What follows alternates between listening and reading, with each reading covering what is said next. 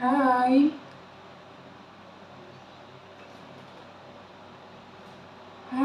lagi baca apa sih? Kok fokus banget? Hai, udah lagi fokus baca buku ini. Buku apa itu? Ini buku tentang Kiai Sadrah yang mengembangkan kekristenan Mardiko di Jemaat Karangyoso. Oh, buku itu.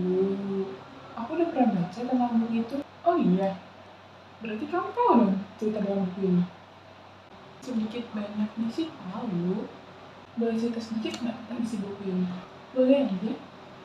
Dalam buku ini diceritakan bahwa Sadrah adalah anak angkat dari almarhum Nyonya Philip yang adalah istri dari pendeta Belanda, Tuan Philip. Sebentar, kamu bilang tadi almarhum, berarti Nyonya Philip sudah meninggal?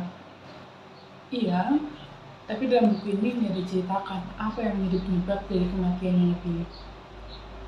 Sebelum kematiannya, Nyonya Philip pernah berpesan untuk Sadrah bahwa Sadrah harus bisa menjadi pamong, menjadi pemimpin untuk jemaat-jemaat di Karangyoso.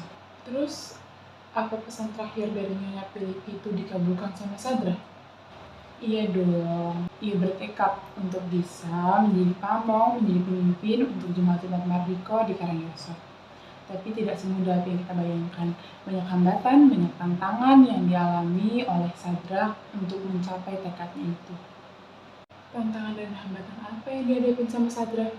Mulai Sadrah yang dibenci pemerintah Belanda, rencana untuk memisahkan Sadrah dari murid-muridnya, Sadrah yang dianggap menyayangkan ajaran kitab suci, Sadrah yang dianggap menyamakan dirinya dengan Tuhan, dan sampai di mana Sadrah harus masuk ke dalam penjara atau ditahan dengan alasan dari pemerintah Belanda yang tidak bisa dibenarkan. Terus apa dari semua yang udah dihadapin sama Sadrah, dia menyerah dan mundur? Sadrah tidak menyerah. Jadi Sadrah terus melakukan pengajaran kepada murid-muridnya. Perlu kamu tahu juga bahwa kehidupan jemaat di Karangyoso saat itu dijaga dan diawasi oleh polisi Belanda. Ada suatu kejadian di suatu malam, rumah Sadrah digerebek oleh polisi Belanda membawa surat di mana Sadrah harus dibawa ke Purworejo untuk ditahan. Tapi sebenarnya semua usaha yang dilakukan oleh Belanda itu semuanya sia-sia. Sadrah dibebaskan dengan syarat dia harus mau menandatangani surat di mana isinya di dalamnya adalah pernyataan dan mengakui bahwa Sadrah salah. Loh, kenapa Sadrah tanda tangan? Kan dia nggak salah. Ya sebenarnya saat membaca surat itu Sadrah marah, tetapi ia lebih memilih untuk diam, menunduk, menahan itu semua dan berdoa. Dalam doanya itu Sadrah merasa bahwa Yesus berbicara kepadanya, "Berbahagialah orang yang menderita karena namaku." Dan hal itulah yang membuat Sadrah menandatangani surat itu. Setelah tanda tangan surat itu, Sadrah bebas. Atau ada peristiwa lain? Ada dong. Cerita Sadrah itu tidak sesingkat itu. Sadrah juga pernah diminta untuk pindah dari Karangyoso, dan pemerintahan Belanda menawarkan 3 tempat. Yaitu tempat pertama adalah tempatnya Vermeer. Dia adalah orang yang pernah menuduh Sadrah sebagai Kristus. Tempat kedua adalah tempatnya Domen Heiting, seseorang yang angkuh dan tidak menganggap jemaat-jemaat pribumi. Dan tempat yang terakhir adalah tempatnya Biger.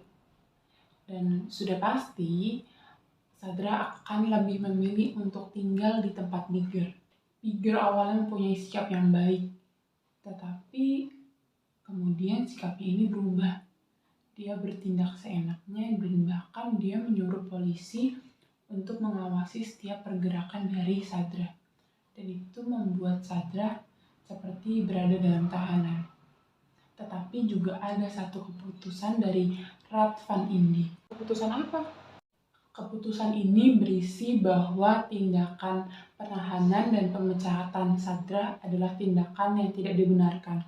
Dan oleh karena itu, personil polisi-polisi Belanda semuanya ditarik kembali oleh pemerintah Belanda. Wah, udah bebas dong. Udah jadi Kristen Mardiko. Belum?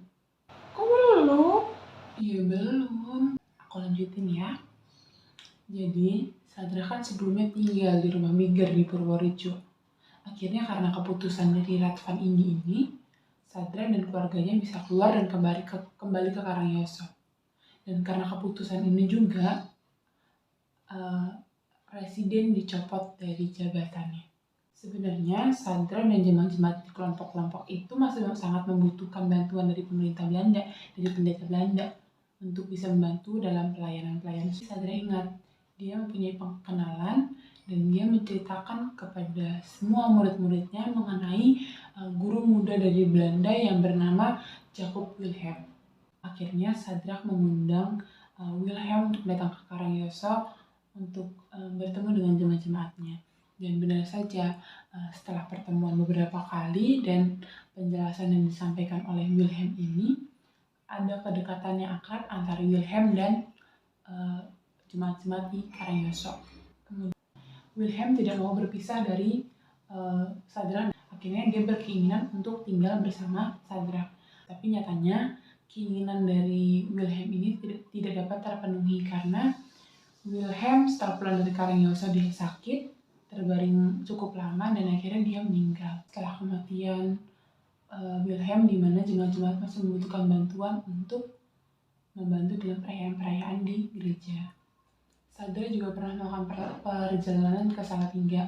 Di sana ia bertemu dengan penginjil Belanda bernama Heller dan terkadang Sadra meminta bantuannya, dan karena itu Sadra sering melakukan perjalanan ke Salatiga.